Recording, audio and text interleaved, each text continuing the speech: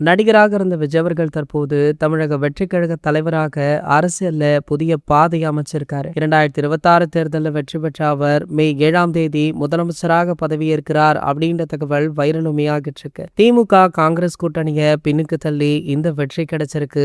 அரசியல் வட்டாரங்கள்ல பெரிய அதிர்வலையை ஏற்படுத்துச்சு. வேட்புமனு விவரங்களின்படி விஜய் அவர்களுடைய மொத்த சொத்து மதிப்புமே ரூபாய் 624 கோடி. இதுல 404 கோடி அசையும் சொத்துக்களாகவும் 220 கோடி அசையா சொத்துக்களாகவுமே இருக்கு. அவருடைய மனைவி சங்கீதாவிற்கு 15.76 கோடி மதிப்பிலான சொத்துக்கள் தனியாக இருப்பதாக குறிப்பிடப்பட்டிருந்தது. இந்த அளவிலான சொத்து விவரங்கள் அரசியல் வெளிப்படைத்தன்மை குறித்த விவாதங்களையுமே மீண்டும் எழுப்பியிருக்கா.